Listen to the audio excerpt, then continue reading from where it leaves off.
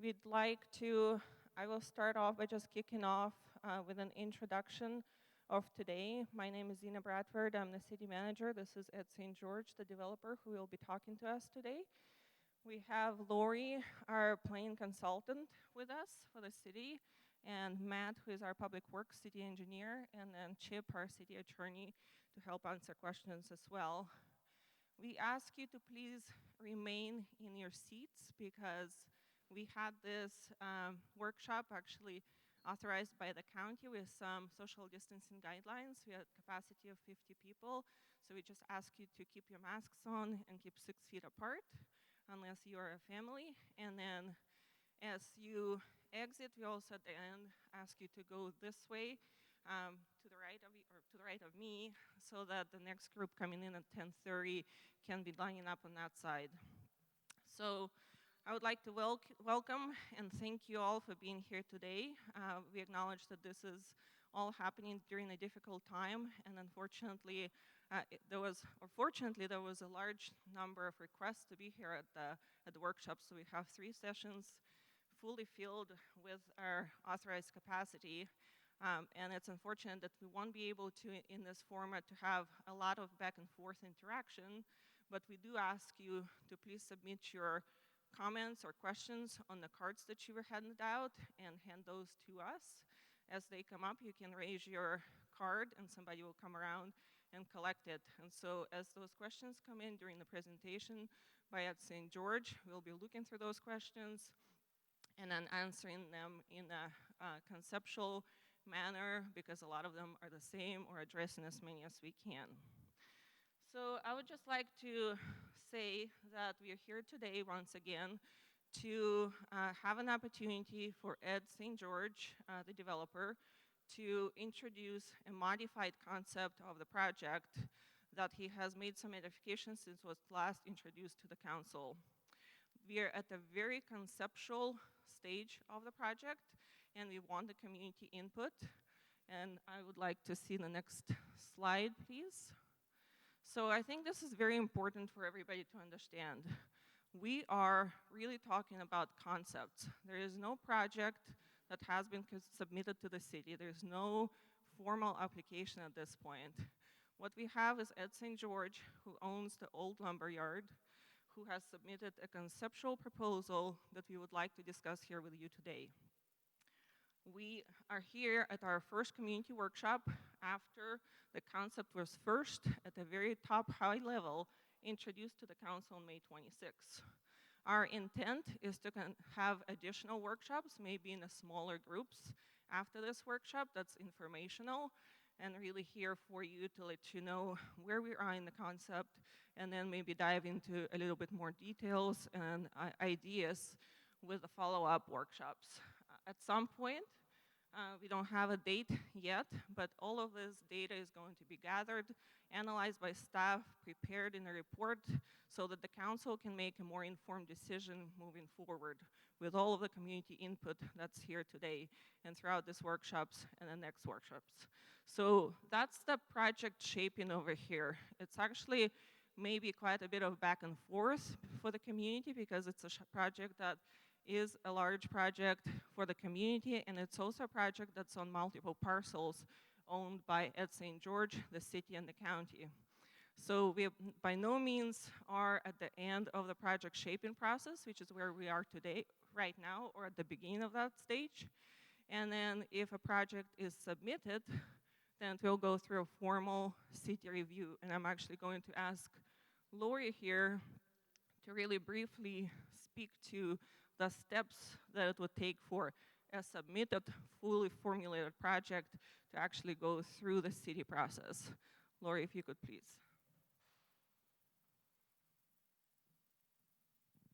Good morning. My name is Lori Tamura, and I'm working with the City of Solvang as their planning director, as a consultant.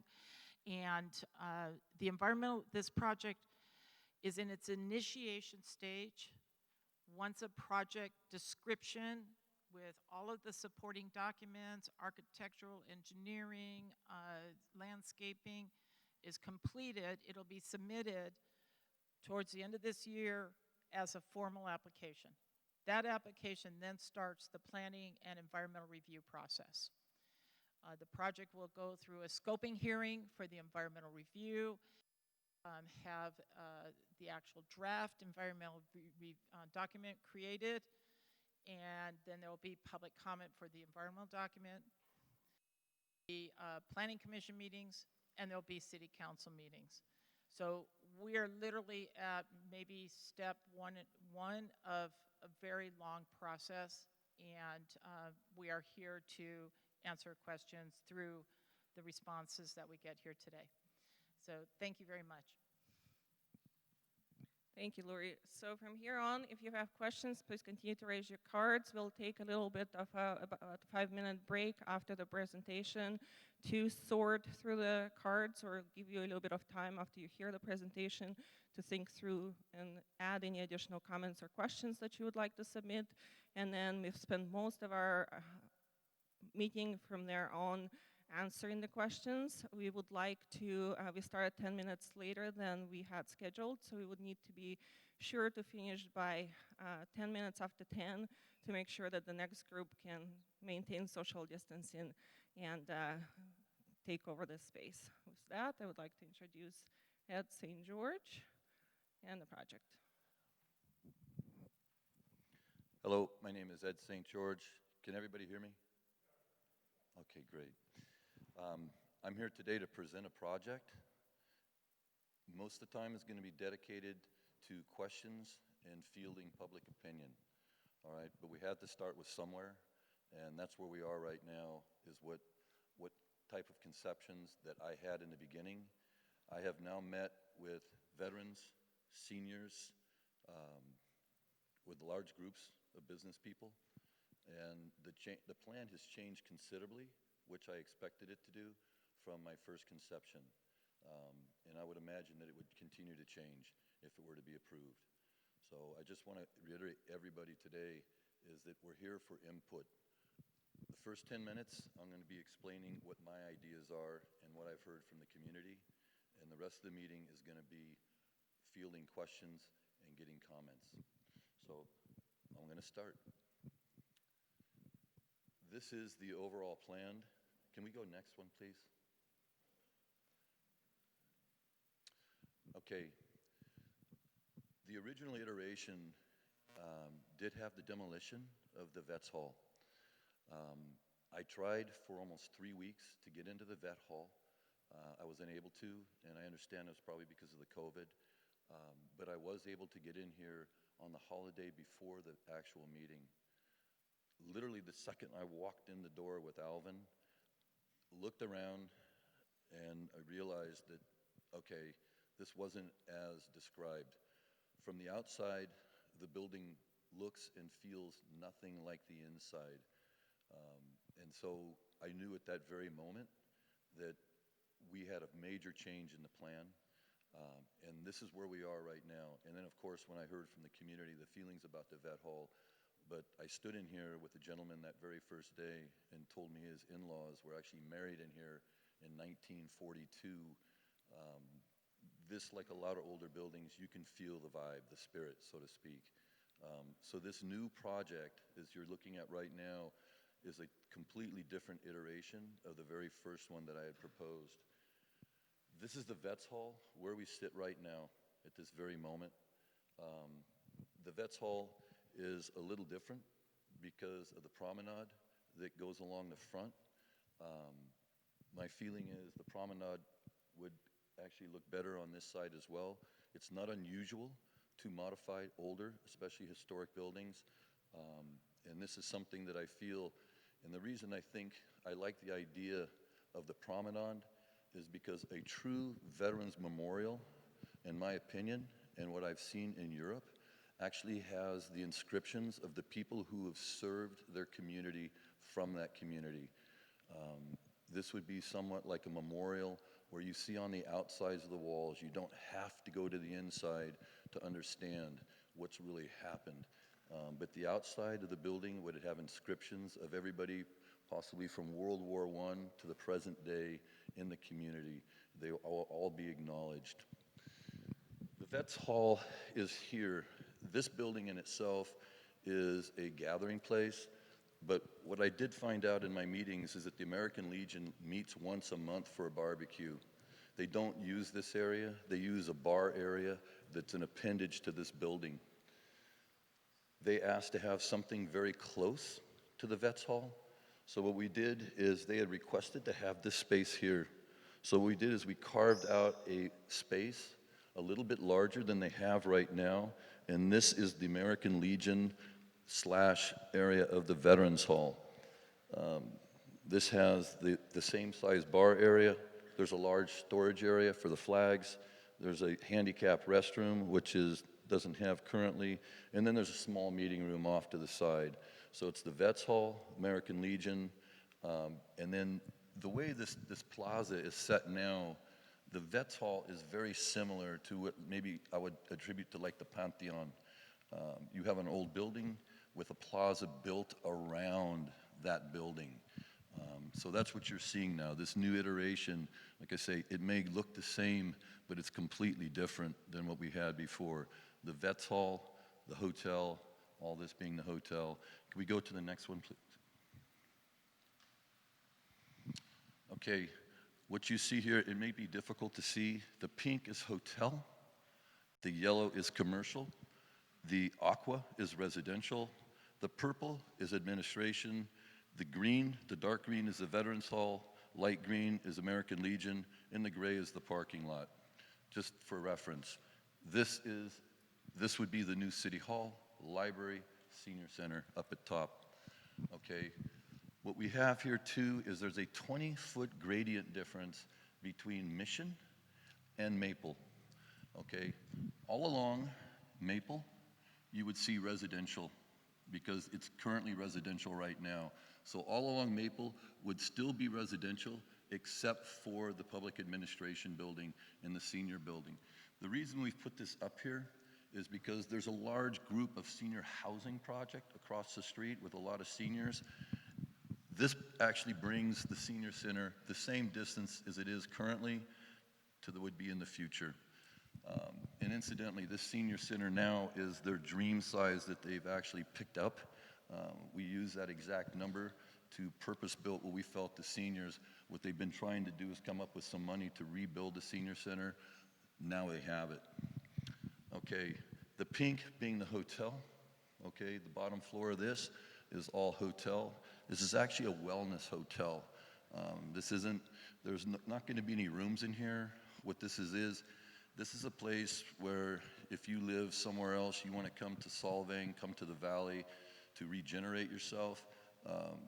Large gyms, spas, lap pool. It's in Europe, what they have a lot of is they actually have ice ponds.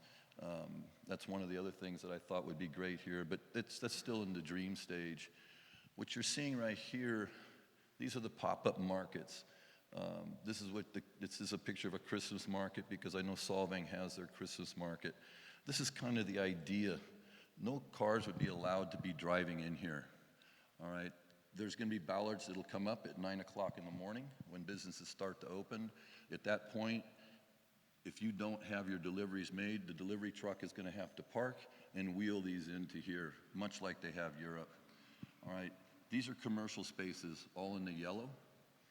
All right, one of the things I want to point out, that these commercial spaces are oddly small for American standards. You know, if you look at the size of these are about 500 to 550 square feet, which equals to about 50 square meters. This is your typical little coffee shop in Europe. I would venture to say this is about 40 square meters. And the reason we've come up with these smaller places is because if you're an artisan, if you're somebody that really wants to make croissants, you shouldn't have to worry about making a $4,500 to a $6,000 a month rent payment. This is the perfect time to show that doesn't work. If it's just you and your wife, you want to go in there, perhaps like you say, maybe you're a chocolate specialist, you make olives, whatever it may be. These are small enough spaces. These will be for sale. You could get a 10% down SBA loan, where this is somebody that can actually move here. If you're an artist, you want to sell paintings, well, guess what? 10% down, you save up maybe $40,000, you get a loan. You own the space. it's yours. You can actually depreciate it. You can write the interest off. This is a business investment. You now have roots in the community.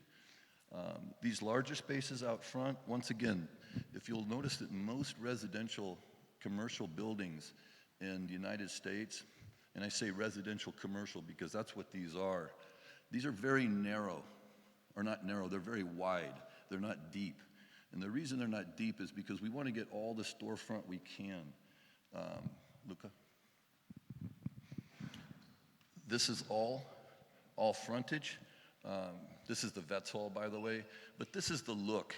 I don't know if it's difficult to see. This is the look of the street that I'm trying to come up with, where it's just, you have people riding their bicycles, walking, and then, excuse me for detracting for 1 second, this is just a hall, or excuse me, a wall, instead of a hall like we have here, but these are the type of inscriptions that I'm talking about. It's difficult to see, but this is the War Memorial in Washington, D.C., acknowledging all the people that have given their lives for our country. Next, please. Okay, blue is residential, okay? And so what we are now, we are on level 2, okay? And this is residential. Level 2, this is the hotel. Okay, now if you look at these on the second floor, on the page prior to this too, these were all residential, and it's not uncommon to blend residential in with commercial in Europe. Okay, what these are, this is how I see this street.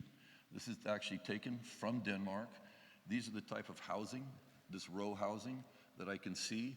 On the other side, on the first floor, will still be commercial, but on the second floor, what these are, this is all residential, this is all residential, and the reason for this is none of these units are large units.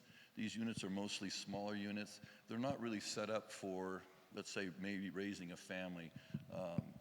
They're mostly set up for young couples starting out in life, and older couples that are actually ending their life and starting to relax, that don't need a lot of space. They're very affordable. Because of the size, it's called design affordability. But once again, this is that look. And I'd like to point out, these look very cute and quaint, but I'd also like to point out, those are 3-story buildings. And that's very common to have first, second, and then a roof storage. Next, please.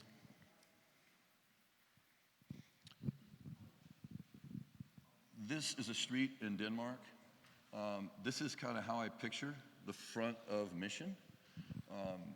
It's difficult to see, but if you can kind of take this line, this checked line I have running through here, okay, these are 5 and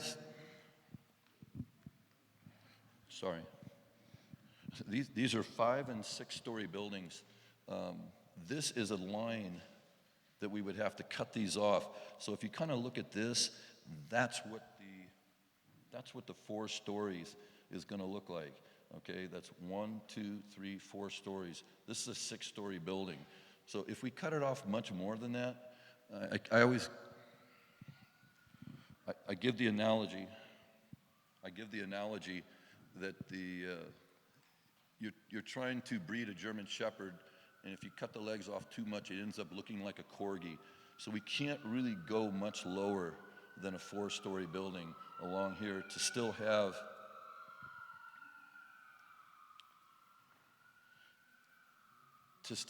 a true European feel. Once again, I took some pictures of here because this area up over here, the hotel, these would be single and 2 stories. I kind of making this look like a small little village as you would walk in. These would be single-story little hotel units. And then so, next please. Once again, this is that same street. This would start on this corner, but you can see the feel. These buildings don't look oppressive. A lot of people think that a 4-story building is an oppressive building. It's not. This curved building, like you see so much in Europe, the reason you see a lot of these curved buildings is because the streets were built on walking paths. And that's what we have here on number 2, this hotel, and on the other side of this commercial building. You're not seeing anything in this area up in here because none of these are all 3 stories right now. We're on the 3rd story. Excuse me, we're on the 4th story. So none of this is the only areas that are 4th story. One of the questions that was asked, why are we putting the taller buildings closer to the street? Well, the reason we're doing that is because that's how it's been done for thousands of years. You always put the retail closer to the street, and then you put the residential in the back. And that actually came from protection. Actually, you could close off the city walls, and it was more difficult to get over. But that's just tradition. But the real issue is here, if you look at this is pulled back. This is 25 feet. This is 28 feet right here. This is a very, very wide sidewalk. 28 feet is about this far from here to that wall. So you have this large promenade along Mission where people can actually come out and eat breakfast, eat lunch, eat dinner. Next, please. This is more of 3 minutes. I'm going to tie it up, sorry. This is the admin building. It's a 4-story building. Once again, the lower level, okay, would be the senior level. And the reason it is because there's no need to get in an elevator, no need to climb stairs. This is actually the level, which is the main parking plaza. So this would be at the same level as everything else, okay? If you go up, all right, to level 1, you now have the library. There's been a lot of misconception. When I say a cyber library is a library that has a lot of children's books, but also has what I would call a tech center. Because children after the age of 10 or 11 years old begin to start using computers and tech, okay? It is the future. I know a lot of us don't like to go there. I still like to hold a book when I read. But the fact of the matter is, it is the future. This project is not for any of us in this room. This project is for future generations. And so this library, as you see it, is a library and is a tech center. This library is much larger than the library we have, the existing library that is right now. It's almost double in size. And quite frankly, I don't run libraries. It's a large open space. If they don't want to put computers in there, that's fine, but I think it would be a mistake. One of the things we found out now through COVID, although a lot of kids have cell phones, we found out very few in the lower income category have computers, and especially have computers with high-speed internet. So we've seen a lot of kids fall off the rolls right now in school. This would be the perfect place for after-school programs, but even better, there's a lot of seniors that really don't feel like paying $200 to $250 a month for high-speed internet, and maybe don't feel like spending $4,000 or $5,000 on a computer. They could come here about the same time they're about ready to go home during the day, 1 or 2 o'clock in the afternoon. That's when the kids are going to be getting out of school. They could come over here. They could have after-school programming, weekend programming. This is for the public. Basically what this is a business center for everybody. And then you have the city offices are on the second or the third and fourth floors. And then there's council chambers over here. Next. And I guess that's it. So now,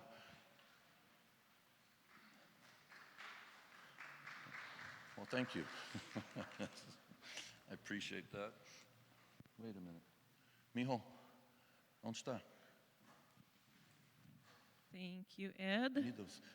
We have been looking through the questions as they're coming in. I would like to suggest to those of you who have had really detailed or procedural questions, we can address those at a later date with postings on the website and other communications.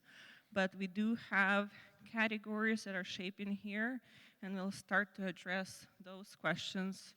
We primarily have questions surrounding the senior center, the use of the Vets Hall, the library. Some of the questions are about the funding and how all of this will shape, and a few questions on traffic. I'll ask Lori to start feeding those questions, and we'll answer them as they come up. Okay. One of the. Oh, do you have some more over there? Oh, I do? Yeah, sorry, we're sorting them out here. Oh, okay, sorry. Well, I'm going to address one of the questions that keeps coming up a lot, and it's understandable, is the traffic along Mission and how this is going to impact that.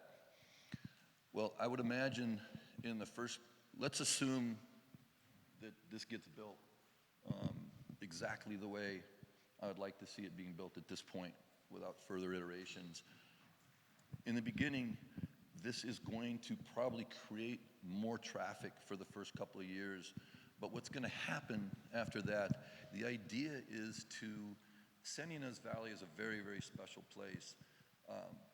How I'm envisioning San Ynez is not just a one-night stay, not just a 4-hour stay. The idea is to come to the valley, come here, park your car, get on your bicycle, walk around, stay for 4 days, stay for a week, stay for 3 weeks.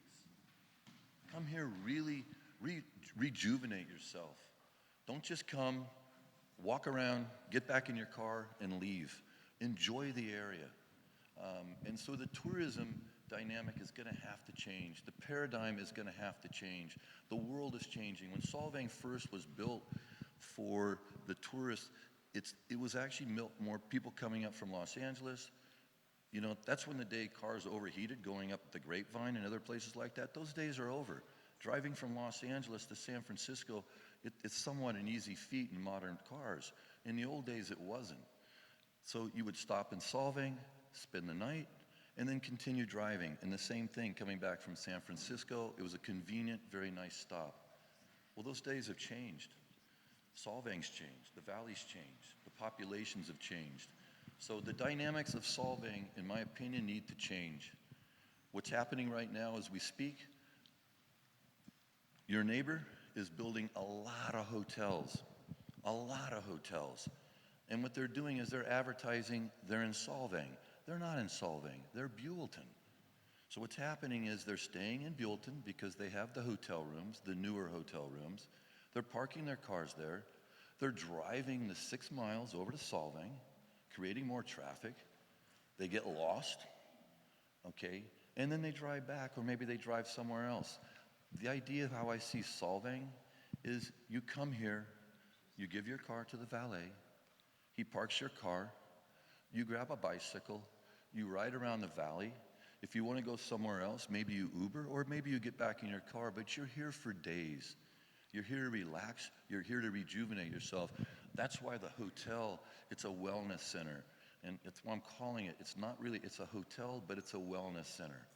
Come here, lose weight, get in better shape, understand that we need to come back here every 3 or 4 months just to regenerate my cells. One of the other questions? So the next, let's address, there's a number of questions on the Veterans Hall, and I think this one is a really representative one, is at St. George, updated concept diagram shows an American Legion building. Thank you. Is there a similar dedicated building for the veterans of foreign wars, and why not? Yes, that's, once again, could we go back to, I think it's 2 more from here? Yes, it's this one. Okay, this is the Veterans Hall. Okay, right here. This area over here. One of the things when I talk to the American Legion and the veterans, this once-a-month meeting that they have, they love that barbecue. This is the barbecue area. Up here, this is the inside. Once again, this is actually a bigger flag storage area than they have. These are handicapped bathrooms, which they don't have.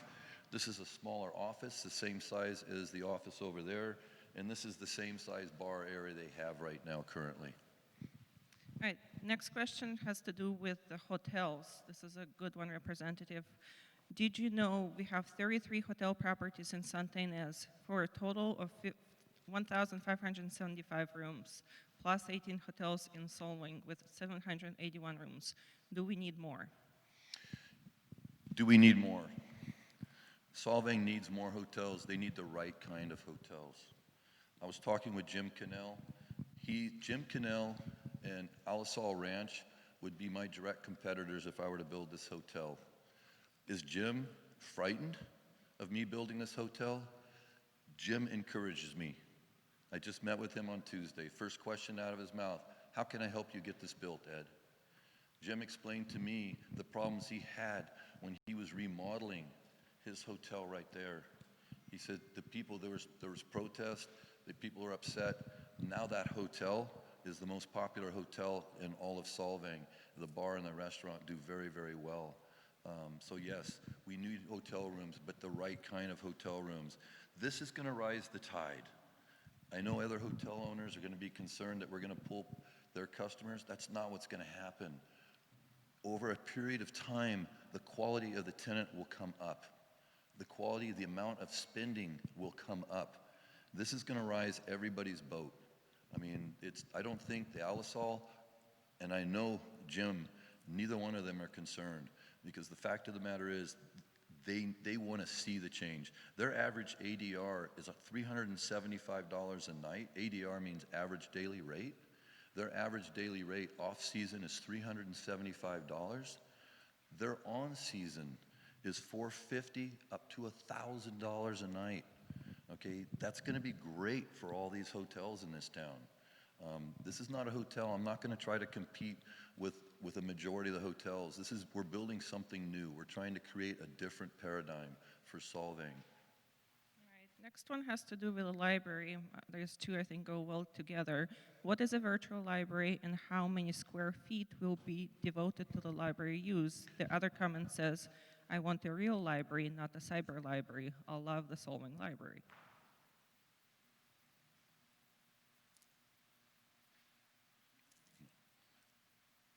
Okay. Once again, this is 4,230 square feet. The current library you have right now, I just went and looked at it to step it off to make sure it's between 22 to 2,400 square feet. This library is literally twice as big as the other library, the existing library that you have right now. Okay, I don't see any current plans to increase the size of this library as it is right now. This would actually double the size of the library. If the community doesn't want to put computers in there, I personally think it's a mistake. I think it would be a huge community benefit. You could also give classes to seniors that aren't so good on the computer, like myself. But this would be a great opportunity for the community to actually, it's almost like a free business center in a sense. All right, next one has to do with the 4-story buildings. This particular comment says no 4-story buildings. Stop, please. Once again, this is the 4-story mark. I'm hoping if everybody can see that. 4 stories, if we go anything lower than a 4-story, it's not gonna look European. They don't build 3-story buildings in commercial areas like this. Can you go one more, please? These are 3-story buildings. That doesn't look like a big commercial area. Could you go one more? 2 more, actually. Okay. Oh, excuse me, back. I'm sorry.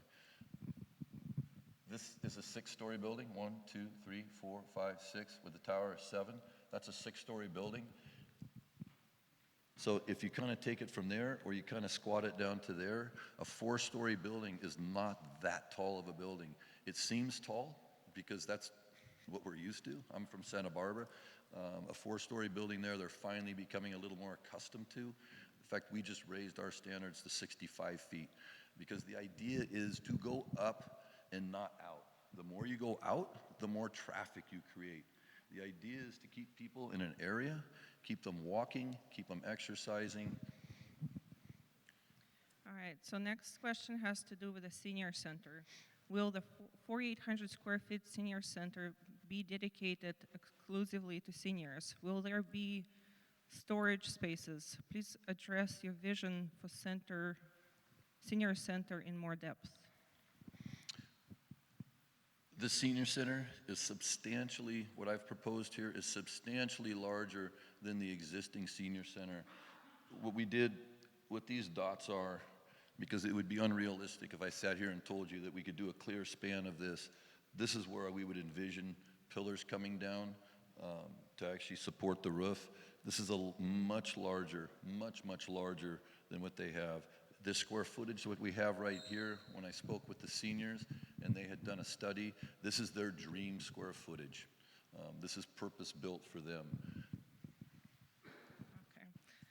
Who do you think will be able to afford the condos and apartments? Laugh enough to afford. Okay, when I had a meeting this Tuesday, there was a couple of realtors, as long as a couple of business people. Well, there's seven of them and myself. One of the realtors that was there with me, she told me that she could sell at least a half a dozen of the condominiums tomorrow, as long as there was an elevator. There has to be an elevator. I mean, that's code. That's depending on the way, these would all be the condominiums up here. These would be as well. A majority of this project, okay, is for sale, the smaller units. The idea, the reason it is for sale, okay, is because you don't want people coming in. Tenants are different than homeowners. Homeowners have a little more feet into the community typically. Tenants want that footage. They want to have that feel, and hopefully that's what they're aspiring to. These are affordable by design. If you're a senior, you want to have a second home in Solvang, and that's how I see most of these condominiums, because the idea of the square footage, once again, is about 500 to 525 square feet. It's the perfect place to get away. And one of the other reasons, quite frankly, that these are small is, I have to be careful how I phrase this. Seniors are not burdensome on a community. There's not a lot of police calls. There's not, put it this way, seniors, they're like the perfect full-time tourist. Very, very, very low maintenance. So the idea is to have these, they're designed mainly for seniors and young couples. These houses up here, these are the low-income sheriff's housing, and this is something I forgot to talk about actually. This is how this project started out. I originally bought this project to build 70 units here and to build 7 affordable sheriff's homes here. One of the big problems you're having right now, and a lot of communities are having, is you can't afford to have your teachers or your law enforcement live in your community because communities like Solvang are too expensive. And one of the things I can tell you right now, and I know this for a fact, all right, it's great to have your teachers around because if you need help on the weekends or after school, they're there to help you. And it's even better to have your law enforcement around. Law enforcement, typically, my high school coach for wrestling was a cop, okay? It was great having this guy as my coach because I knew some cops. Well, he also knew the problems that I was having growing up because he was my high school coach. He was embedded into the community. You have a very unusual situation standing in front of you right now. You have a police officer that actually grew up in your community, okay? That is very untypical. Santa Barbara, we only have 4 police officers that actually can afford to live in our community. Currently on Tuesday, I'm proposing one of my projects to put in 8 affordable police homes with 8 teachers' homes. I walk the walk. This project has 7 affordable sheriff stations or sheriff apartments. And then the rest of these would be designated for families. Okay, next one. Will there be outdoor seating for cafes? Oh. How wide are the narrow streets for pedestrians? I'm sorry, this is the first of one of 3 or 4 meetings today. That was actually, thank you, whoever asked that question, because, yeah, thank you. The actual most important aspect of this entire project is this plaza, okay? This plaza is not taking the place of your downtown, but this plaza with these are stairs that if you look up, they really go to nowhere. This up here is a stage. But this plaza, the idea is that these stores will have tables and chairs around them. The idea is that you'll get some people, some seniors that'll walk over here. This is where your grandson or your son's gonna learn to ride his bicycle because guess what? No cars are allowed to ride in here. You know, this is a safe place. There's gonna be a lot of people. You can sit and have lunch with your girlfriends while your children play in here and not worry about it, because if you don't keep an eye on them every second of the day, guess what? There's going to be other people in the community that are, because it's a safe haven. There's not cars, it's just people. This is the entire epicenter. And when I found out that the seniors actually had 500 active members, it kind of knocked me out of my chair. I'm going, wait a minute. I mean, that's literally 10% of the Solvang population. And then I realized that they draw from the entire San Ynez Valley, which is amazing. If we could get the senior center, and we're literally tripling the size of the senior center, if we could get the senior center up to 1,000 people, it's going to be even better. Because one of the things, when you go to these European plazas, the majority of the people that are there are seniors. And what's really great is if you can mix the seniors, and the reason you're not living in retirement homes is because you want to be around younger people. This is where everybody congregates. This is where young mothers come. This is where children come. This is where they can have plays. I mean, you can sit almost 1,000 people in this area if you want to have a play. I mean, this is the epicenter. I can't believe I forgot to talk about that. This is the key. This plaza is the key to this entire project. Okay, thank you for that question. All right, next one has to do with parking. Where will all the residents park their cars? Will there be enough parking for residents, visitors to park? The residents will have garages, okay? The sheriff's station, if you notice, there's a driveway here, okay? The sheriff's station, because sheriffs, let's be real, almost everybody in law enforcement, if they don't have a motorcycle, they have a boat or a jet ski. So the idea is these are deeper garages, so I can't get the deeper garages. I don't know if everybody noticed, but if you'll look on the wall when you walk out, the sheriff housing, we already have that designed. These appear from the street. You can't see the garages in here. You come back around, you can either park on this side or you can park in the garage. These all have garages as well. And this, can you go to the next, please? This is a 500-car parking lot, okay? And it's difficult to see, but once again, there's a 20-foot gradient difference between Maple and Mission. So this is all going to be handicap accessible, but you're literally going to drive in 2 levels under the Parker. All right, next one is, what post-COVID-19 retail and hotel studies support adding 58% hotel or 15% sales tax retail to an already suffering Solvang commercial? This is my opinion, and it's only my opinion.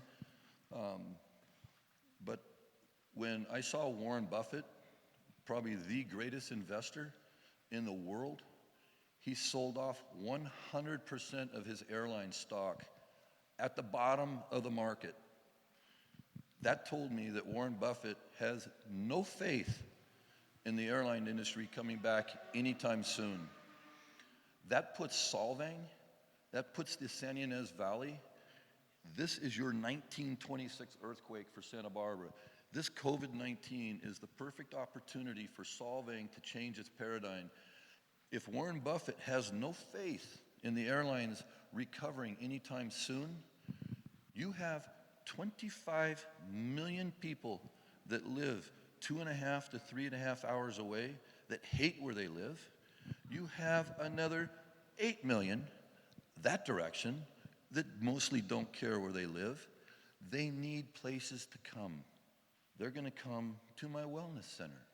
They're going to come to hang out. This is going to be the closest they can come to Europe without getting on an airplane. Solvang is set up perfectly.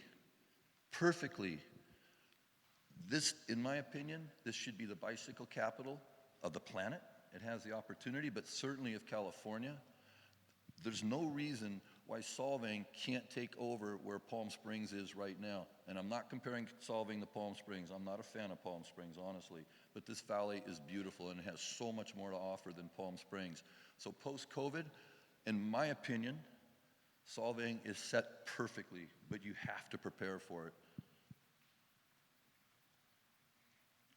Okay, I have a question that I'm going to try to read here, but how is this project going to help the shape on the shops on Copenhagen Drive?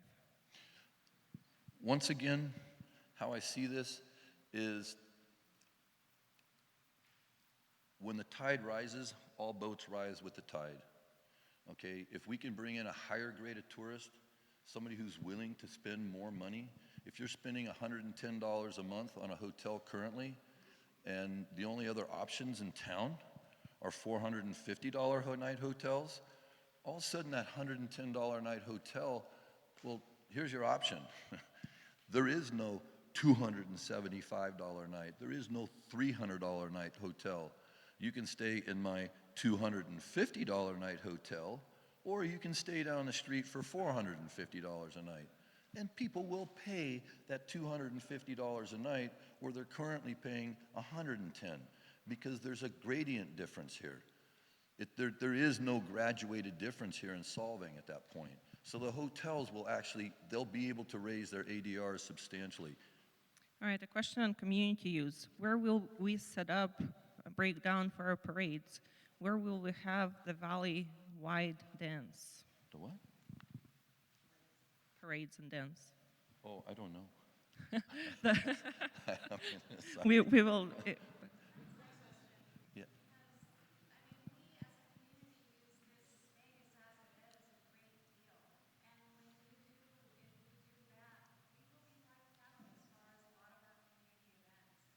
What space, I mean, what space is that?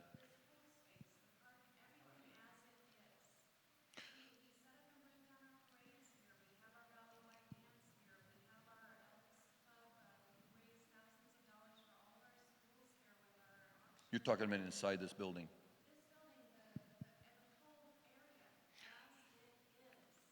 This, well,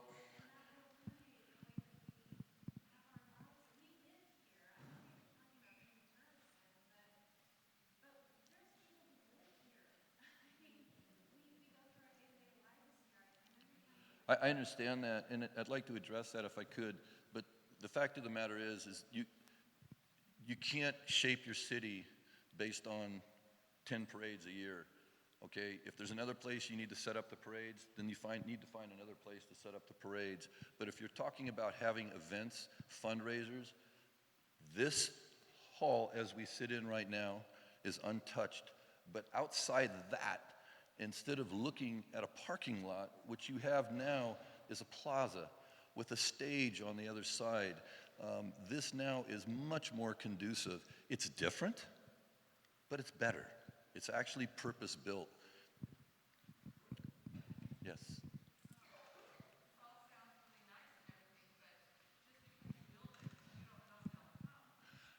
That's a chance I'm willing to take.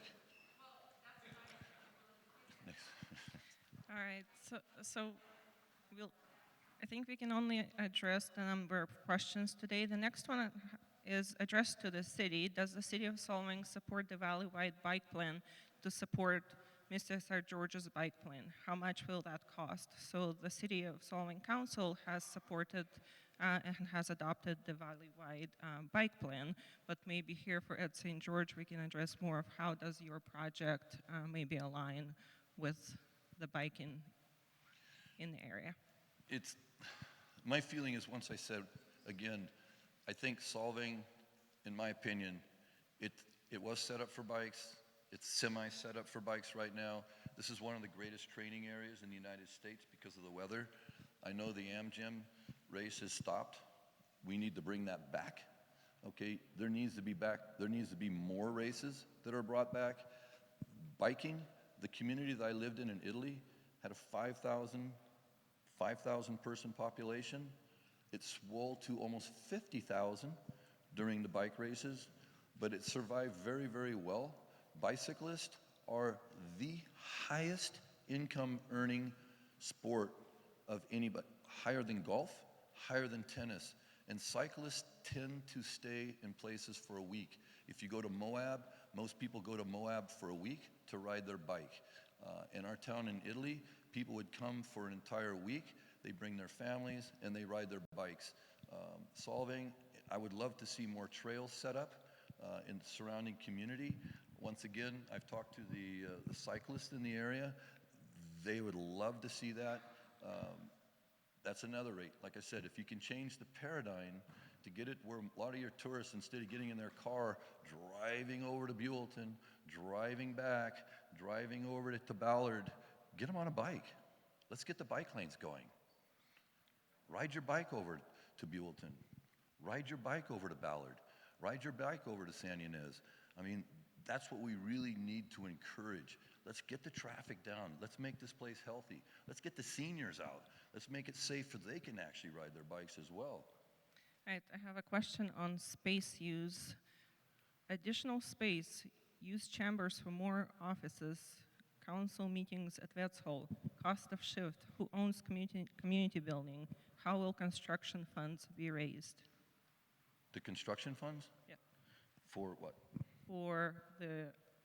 So the question is about the additional spaces, and generally the questions in this category have to do with why does the administrative services for the city need to move to this new location? The answer is it does not necessarily have to. It was one of the proposed conceptual ideas, as we also started discussing with the Sheriff's Department potentially taking over the current City Hall for an updated Sheriff Station. So it's absolutely in a conceptual stage. It doesn't have to move, but the community building that's in the conceptual plan has the senior center in it, potentially administrative center, the library, City Hall, City Council Hall meetings. It's the admin building, the Veterans Building, could you go back one, Jeremy? Thank you.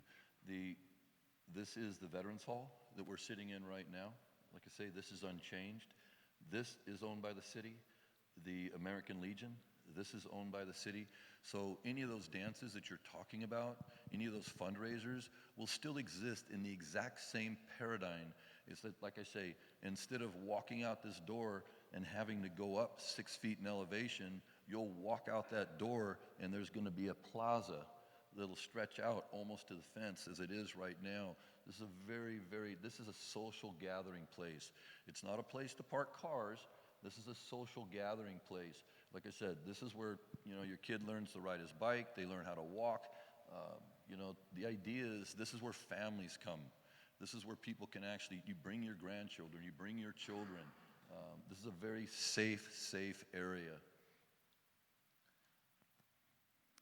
Okay. Would you please address who would own the property and who would operate it as proposed? I just did that. Okay. All right. So there is a few more questions that have to do with how will the additional public uses be funded. I think we're, once again, very much in the conceptual stage of the project. That would have to be something that would need to be negotiated between the private partner, our other public partner that would have to be in this, which is the county, where we are in the very beginning of just starting the conversation, and the city. One of the thoughts, however, is that there is the potential of capitalizing on the increased property value and essentially having a payment based on the increased property value coming from this development that would help pay for those public uses. So thank you very much for the comments that have come in. We have been sorting them in categories. So there's a number of questions in regards to the senior center, and we'll be answering all of these on the website. There's also a lot of questions about the Vets Hall and what's happening with American Legion buildings. The library is a very hot topic, and lots of variety of questions in regards to how the library will operate. We have a whole group of questions in regards to the commercial relationship of this project to the rest of Solvang, and if there's been a business study or anything like that. Traffic is a big deal, not only on 246, but on the surrounding streets, and how pedestrian traffic moves from this project into town. We also have a lot of environmental questions. What is the EIR going to analyze? Water, traffic, visual impacts, lots of questions about that. And then there were a series of questions about who's paying for what. And I think the most important part of this is that Mr. St. George is paying for the whole process. And so this is part of trying to decide what's going to happen with this property over the long term. And so this is one of the first steps in that analysis and discussion with the community, and all of these items will be listed on the website. With that, we are coming to an end of our available time. So, Ed, if you would like to make any closing remarks at this time. Well, just, I am going to, because a lot of people weren't being able to come here, and so that I think the last meeting ends at 1 o'clock? The last ends at 1:30. At 1:30. If I could make myself available at 1:30 for a while longer, if people have personal questions that they didn't hear right now, I can be willing to stay. One last question?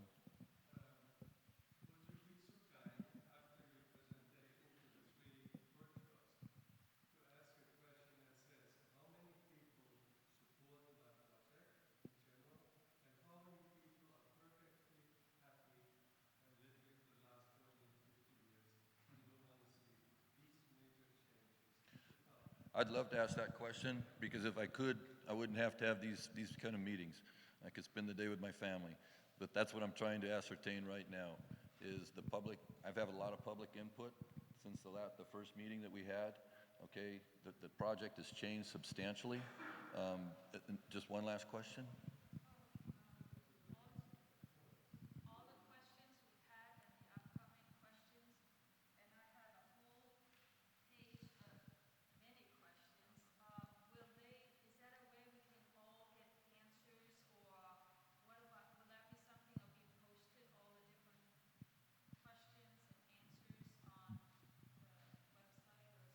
Yes, so I think that's what we intend. That's what Lori just said, and myself.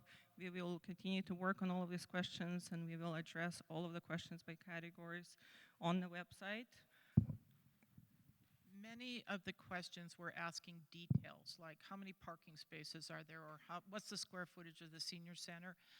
Those kind of questions we'll list, but we'll say, subject to the final plans being generated, we won't have hard and fast answers. So if you can, we'll see that evolve over the next 6 months before the project is formally approved for processing.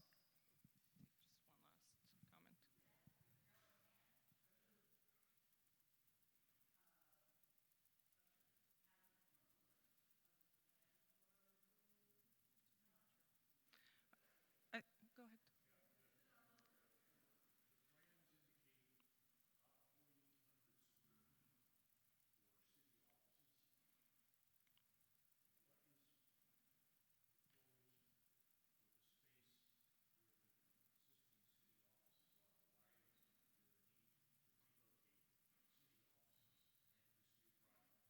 There is not necessarily a need, once again. This is just one of the concepts. One of the concepts that we started to discuss with the county is potentially to relocate the sheriff's substation to the existing city hall. And the 48 square feet, Ed, I don't believe that's all for. Yeah. Okay. It's concept only. We have the next meeting to come in. I'd just like to leave you with some clarity before you leave here today. We need to move on, and there's going to be, we'd like to. Okay, first let me tell you what the next steps would be.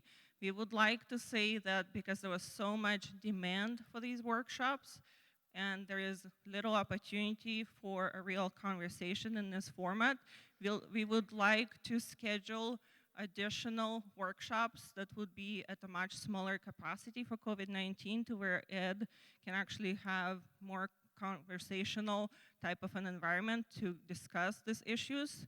And then we will definitely be bringing all of this to the city council, where is the time for you to make your comments in public comment, present your ideas after you have heard all of these ideas.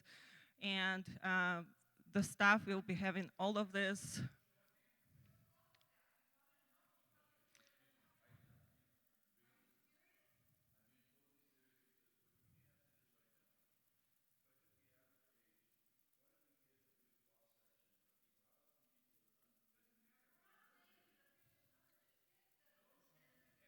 All right, so I, I, I, we ask everybody to please exit this way and maintain your social distancing.